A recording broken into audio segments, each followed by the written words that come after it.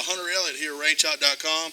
I'm actually trying out a Smith & Wesson 500 Magnum, and I guess what they would call a snub nose revolver. These are a couple 300 grain Hornady lever revolution.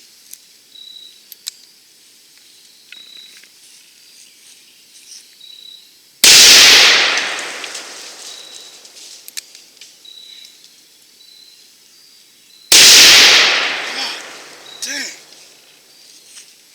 Okay, my buddy Clinton with Range Hot stopped by this afternoon, and he bought a Smith & Wesson Model ES 500 Magnum, chambered in 500 Smith & Wesson Magnum. And you saw we shot a couple. Clinton shot a couple 300 grain and 500 grain, and I shot a couple 300 grain. Those were lever revolutions, and it was actually pretty brutal. I mean, I could see where using this handgun would be a life or death situation. This is absolutely nothing that you would want to go out and shoot for fun unless you drastically downloaded it. And still, I feel like this is more of a utilitarian type tool, something that if you were, in the damn backwoods of Alaska and you were concerned about some pack of wild, rabid, mutated grizzly bears from Mars were stalking you, and you had to have something that you could pack in and pack out that would stop a critter like that. And I feel pretty confident if you could stand to shoot it, they probably couldn't stand to get shot by it, if you know what I mean. So anyway, we did not shoot this off a rest because honestly and truly, I don't know how you would. The recoil is brutal as it is, and trying to rest this thing is no. We shot it out, at 25, 30 feet, and we're able to consistently hit, a 6-inch target, no problem. And I feel like that's probably about what this gun was designed to do. It's a minute of, you've heard a minute of bad guy. I think this would be a minute of angry bear accuracy. Here we are at the end of the Smith & Wesson 500 ES revolver review. I've had a little bit more time at the range with it. Obviously, I don't have the revolver here. It's already gone home. But I've had time to collect my thoughts on it. The 500 ES is actually a 5-shot revolver chambered into 500 Smith & Wesson Magnum handgun cartridge, the most powerful commercially available handgun cartridge today. This particular revolver has a 2 3/4 inch barrel. And as you can see by the videos, it was pretty brutal to shoot. As most all revolvers, it did prove to be reliable over the 60-some rounds that we shot through it. Didn't have any trouble as far as that. The single action trigger pull was really nice, breaking under 5 pounds. The double action trigger pull was a little heavier. It was over 12 pounds. But still not bad.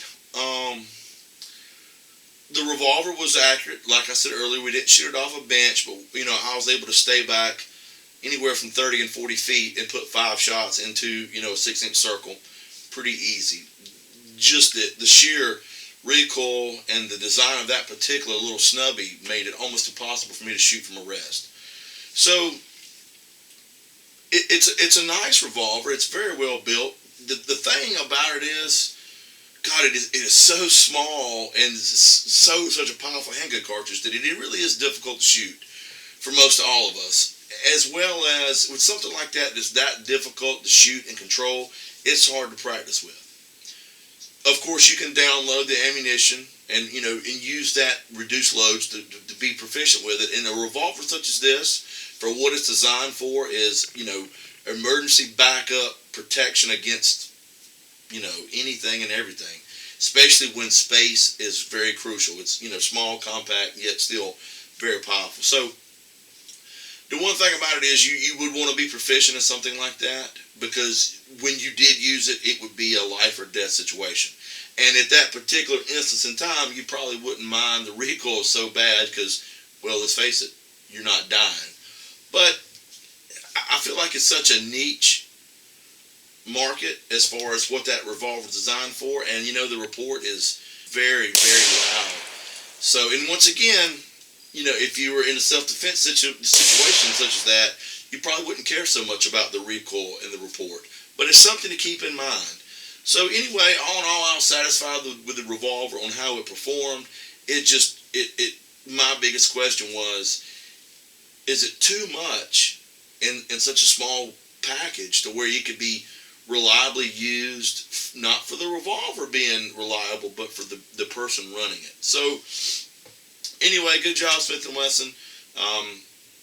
If you just want to have the biggest, baddest, loudest, hardest kicking revolver, then the 500 ES would certainly be your choice. If it were me, I would pick the 500 Smith & Wesson and a little bit longer barrel, a 6 or 8 inch. You're going to take more advantage of that barrel length. You're going to get a little bit more velocity out of it, as well as the gun's going to be a little heavier, a little easier to shoot. You will have a little bit longer sight radius, so it'll be a little bit easier to keep on target. Now, the sights on the 500 ES were great. Fiber optic front sight, rear sight adjustable for windage and elevation, so they did put nice sights on it.